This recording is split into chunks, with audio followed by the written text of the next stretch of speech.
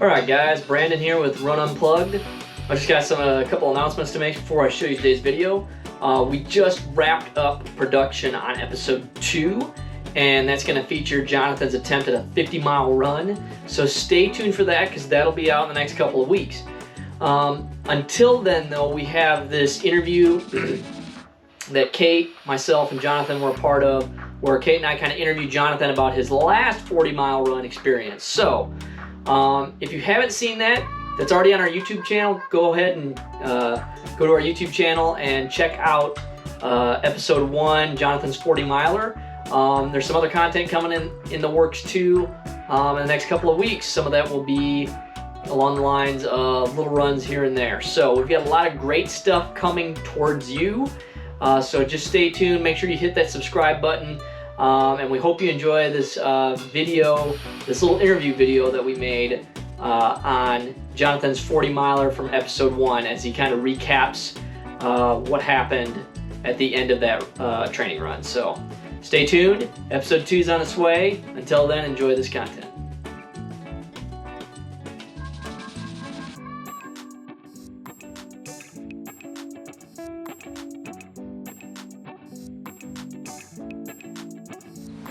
Brando here with JD and Casual Kate. We just got done doing the 40-mile run from Melbourne to Batesville. Or this guy did the run. We crewed for him, along with my brother Zach, who isn't here at the moment. But we wanted to make sure to give a shout out to him. And we're just going to kind of talk to you about. Well, he's going to talk to you about his experience running it, and we're going to talk to you about our experiences crewing it. But how did it go? How did your 40-mile run through Batesville go? The run overall went really well. It was excellent. Kept down the soreness and the aches and pains. The body responded well throughout the whole run. Nutrition-wise, it was on point. Didn't have a lot of need to recover where I fell off. So it was an overall good run. It was pretty hot. It got hot. Run time was 7 hours, a little over 7 hours. About 5 hours in, that's when the clouds parted and it started giving us the Arkansas humidity and started cooking all of us. But it got hot for the last 2 hours. So overall, the run was great. Different way of back road in Arkansas, you know. Growing up, that's for sure. Yeah. Growing up, it was cruising with some friends in the truck late at night, but I really enjoyed the scenery. Gorgeous scenery on the route, which I think we're going to post the route to the Facebook page, so that if anybody wants to go out and run whatever mileage they want of it, we'll put that on the Facebook page. Yeah, it was great. What did y'all think about it on y'all's end? It was interesting, that's for sure. I don't think I've ever been part of a run like that. I mean, I've done marathons in the past, but I don't think we've ever done anything quite like that training run. Yeah, as I remember, it was interesting to see like your approach to running such a distance and how you prepared for it and what you needed along the way. And it doesn't look like it was something you probably could have done on your own with a different, you had changes of clothes, you had lots of snacks that you needed, and of course we were in the backwoods of Arkansas, safety checks, you know, you wanted to check in and make sure you weren't stranded out there or getting lost. So it was interesting to see, and I think something else that I realized in the process is that it wasn't as overwhelming as I thought it was going to be. Not on the part of like crewing for you, but the distance. Yeah, just the thought of running 40 miles to me sounds overwhelming as a person who doesn't run, I guess, ultra races and ultra lengths. I think the farthest I've done is a half marathon. And before I started running with these guys, I only did like 5K races and just short runs on my own. And I thought if I was doing 4 miles, 5 miles, I was killing it. I'm like, dang, I'm doing some distance here. And then they convinced me to do double digits at some point, and I've really enjoyed it. But Jonathan, you made it seem very approachable and very doable, and that actually makes me excited to to eventually train and do something like that myself as well. I think that's a cool point that you're hitting on. That,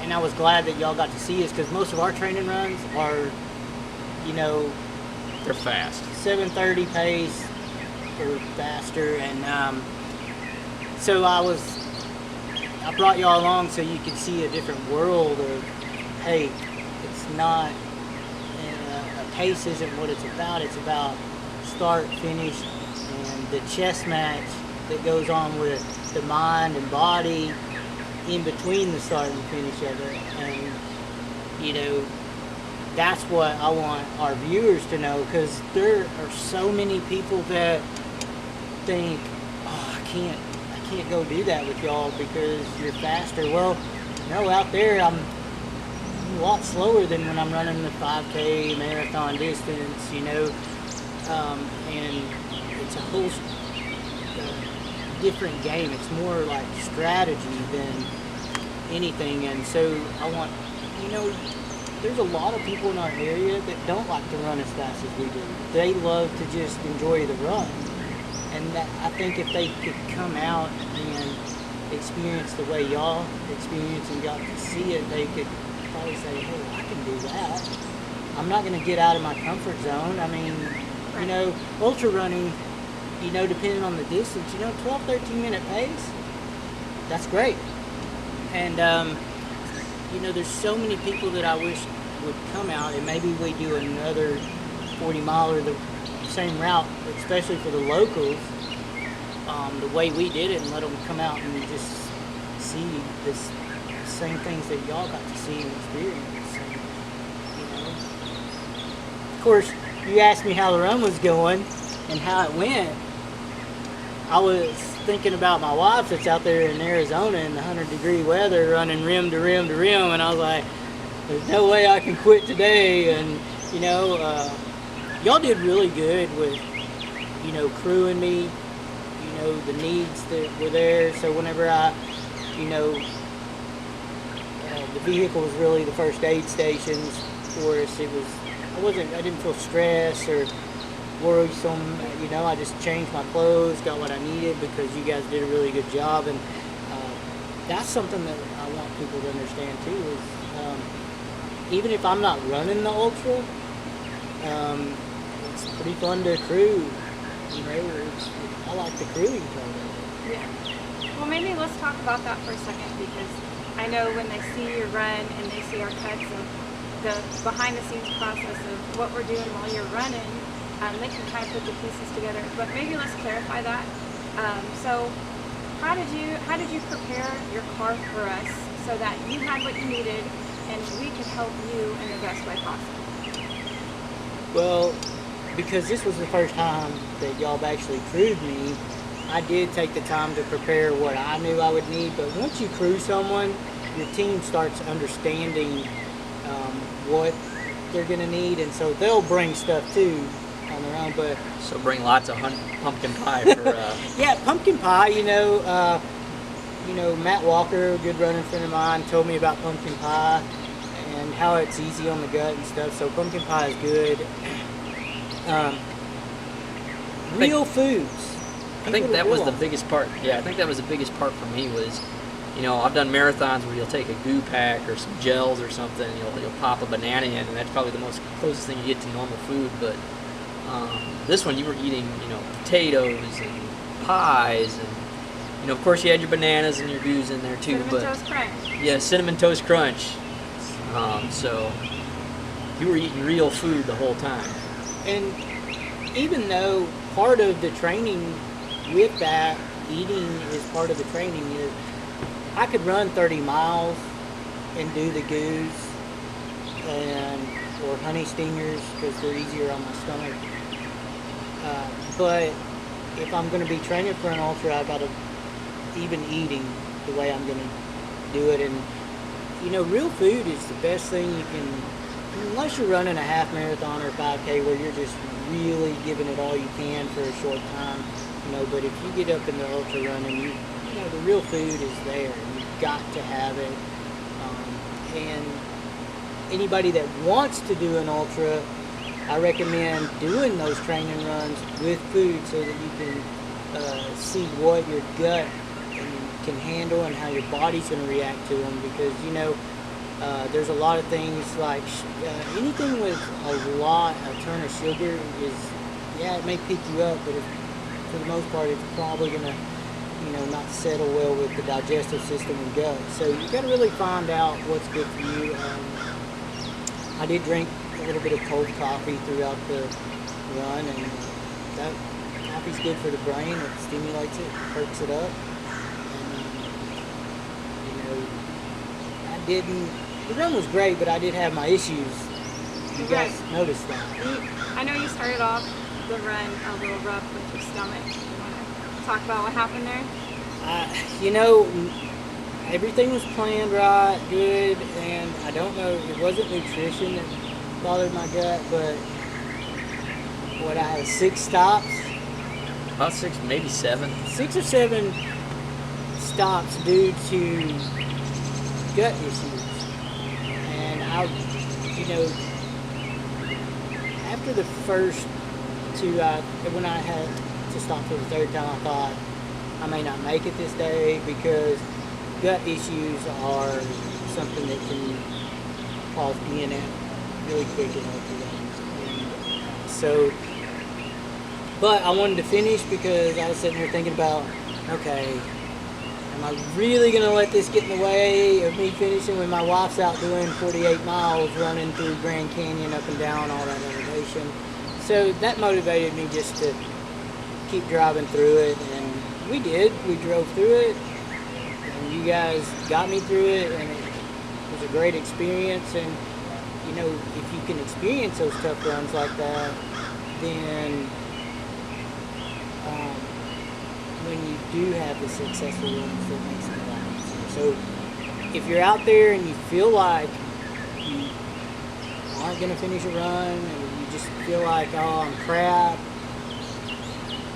just work through it, because the next time you do have a good run, it's going to be great. So, What was your goal with today's training run, and what did you want to get out of it, and did you get that out of today's training? Today's training run is gearing up for a 100-miler, Burn River 100. So when you're planning for 100, you've got to do them, okay? A lot of people go out and will do 10 8-milers every day through the week and then do a long run on the weekend. Well, my body can't handle that, so my approach is a little bit different. I do swimming, biking, weights through the week, about 2 days a week apiece, and I keep my mileage very low during the week. I might do a 5 or 6 miler, but 2 to 3 normally, and then on the weekend I go out and hit it hard and put my body through the whole strains. I want to be ready for those strains. Now, the 40 mile that we ran, that's a comfortable distance for me, but I'm still getting that training that I need for the 100. In a couple of weeks I'll probably do 60 miles. And do it. You can do it in stages. I recommend doing it in stages if you can, to preserve your body. And I'm not here to tell anyone this is how you should be doing it, or you're doing it wrong. Because I know there's some people that can put in 80 miles a week or better and be okay. But if you're someone like me that's body takes a little bit of time to recover, do some cross training, do some low mileage during the week, and then just use that one weekend to, hey, you're going for it, you're going 40, 50, whatever the case may be. But I just need to practice, and I did it in sleep deprivation. Even though it was early morning start, we started at 5 a.m. I didn't go to bed till midnight, got up at 3.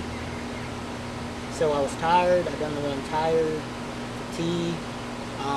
That's going to simulate how I'm feeling on the back 50 of the 100. It's just the body's, other than the pain that we took out, but as far as the mental fatigue, that was a real good simulator. So do you feel like you hit those goals? You had a pretty fairly accomplished 40-miler today? Oh yeah, definitely the goals accomplished. Crew was on point. Fuel was on point. Even the weather was okay up until, about hour 5. Then it just, it got so hot. The humidity jumped up to 100% for the last 2 hours. So I got everything I needed out of it. I was mentally tired. Body was fatigued, but I still pushed. And I hit my pace goal that I wanted to hit. So, yeah, overall, it was a success. All right, I guess this goes to everybody, but 40 miles, whether you're crewing like we were or you're running like he was, you have your highs and your lows, your ups and your downs. I just want everybody really quick to give, what was the best, moment from the training run that you remember, and what was like that point that you guys were in your lows, just to bring everybody full circle to know that running's not all. We don't always just talk about the good stuff here. It's sometimes about the bad stuff too. So let's start with our. I guess I can start. You go ahead. Start it up, Brando. So I'll start with my best moment. I think when we got to the top of that big hill. So we were coming up. What was it? 69, coming up to Batesville. It just starts pouring. I don't think I've ever been happier to feel rain pour down on us at that point. It was hot. Before that, we were running the flats down there by the quarry. And I just remember the sun baking us. And we weren't doing anything more than a 9:30 pace jogging. And the floodgates opened and I was just happy. And I knew it was almost done. But that part was probably my favorite part. What about you guys? What's your favorite? The scenery was beautiful. It's nice to just be out in the backcountry, away from everybody. And you are going at a more casual pace, so you can take your time and enjoy what's around you. And like I said earlier, double digits, like 40 miles, seems so daunting. But then when I was out there running my sections with you, I was like, this is nice. I like this. I feel like I could just do this all day because it felt comfortable. I didn't do it all day, so I might have changed my mind if I had. But just the atmosphere and just being able to experience something new, I really liked it. For me, I had 2 moments. One on a personal level was, like you said, I guess I was around in the mile 30 range before we hit the huge hill and climb with the rain. It was nice to be hitting that 9:30 to 9:45. Even, that's way faster than my 100 goal pace. So, and I wasn't in pain doing it. It was comfortable. I still had a touch of the, discomfort, but nothing that wasn't tolerable. And my other thing was watching you guys experience something that was new. I could see y'all were having fun with it, even though you weren't always out there running with me. You were having fun setting up, getting the food ready, and the learning experience. That was, and just enjoying that with y'all was, was really great. So what was your lows over there, Casual Kate? Well, my low was pretty low because it was very frustrating. I've been having knee issues, and sometimes I get too stubborn. I don't fix it. I don't take the proper time off, and it really got to me that day, to the point where I couldn't run and I couldn't talk because I was too upset. So I couldn't get all my miles in. I couldn't run all of my sections with you that I planned, and it's just, I'm still upset about it because now I'm at the point where I can't run. I have to take 2 weeks off. So I kind of shot myself in the foot there by not letting my knee heal properly. So that was my lowest point. I was just super angry because I wanted to be out there. I wanted to be running, and I couldn't. I had to stop after 1 section, and I was supposed to do 3. Basically, I stopped after 1. So that was frustrating, but I'm thankful you picked up my slack. So Well, I think in that moment we were all just kind of, we understand when you go through an injury what that's like. We were frustrated with you, not at you, and we knew we could pick up the mileage. Zach and I and Jonathan were afraid to run a little extra, him on his own obviously, and us two picking up a couple extra miles here and there, so it wasn't that big a deal. But we were frustrated that you couldn't experience more of the run, and that you're now having to do some time off and recovery. that just means we have to do another training run so I can run more. Right, But exactly. You know, and for those watching, she hits on a good point that listen to your body. Listen to your body. As much as you want to go out and get that run in, I know how that is. You're on a runner's high, you're like, but if you feel any kind of discomfort or something, listen to your body. I think that's Take how you the days started off. the day. I think your first segment, you got done, you're like, it hurt a little bit, and then after about 3 or 4 miles in, it felt fine. And then that second time, you didn't even make it a half mile, and it was all pain. yeah, I was very angry. I was more angry than anything. And you know, that's before we get to your low, that's something I like about the running scene is there's nothing to be embarrassed about because we've all been there, done that, and understand, and the running community is very supportive of your greatest moments and when you're, down with injury, and so it's a little bit different than other sports, and so that's something that stands out to me. So let's hear your load. I think mine was probably early on, probably by the first exchange. I think I got overwhelmed with some of the stress of trying to crew and not knowing what that was at all. And then on top of it, trying to make a video, and then not being able to communicate either side of it correctly because it's hard to communicate what you don't know, and then it's hard to communicate what you're not ready to anticipate. And even the filmmaking was different for me because I'm used to being out there by myself and just grabbing things, and we weren't just crewing for you, we were actually crewing for Run Unplugged too, and doing a multiple setup with filming and that too, so it was hard. But I think after that first exchange zone, I figured out really quickly that everybody's got my back in filming, everybody's got your back, and if I messed up, it wasn't the end of the run on either the filming part or the crewing part, because somebody else could have taken care of it and stuff like that. So.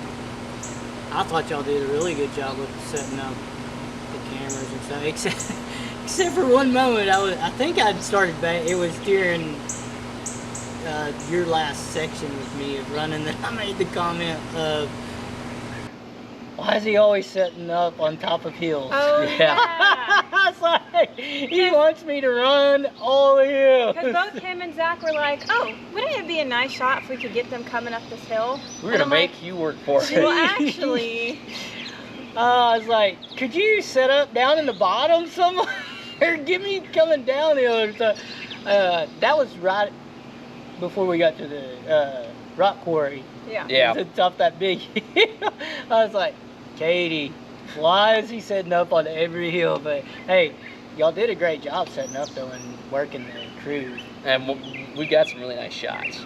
So, what about you? What was your low moment? Good. You and I have been friends long enough that it's not that embarrassing, but I was talking to Jen on the phone and told her about it all, and she's like, so you and Casual Kate become really good friends, huh? And I was like, unfortunately, yes, but that's part of something. If you're gonna run ultras or cruise a runner doing ultras, that's something you're just gonna have to get used to because it happens, So the gut issue was really a low for me because it was messing with me mentally, and so yeah, and that is something that if you want to be an ultra runner, yeah, you got to be physically tough. You got to do the mileage. But I'm gonna tell you right now, if you're not mentally tough, you might as well just give it up. So your mental preparation is, to me, the mental preparation is more important than the physical preparation. Because I think doing the mileage and the physical things will take care of itself, but if the mind isn't ready, the body's not going to be ready, because the mind's controlling the body. And so I encourage people to, and for me, I think that doesn't have to be an ultra thing. If they're trying to do their first marathon, you train yourself mentally for what's coming. So like, if I go out and I do 100K or 100 miler, when I toe the line, I'm telling myself sometime I'm gonna hurt.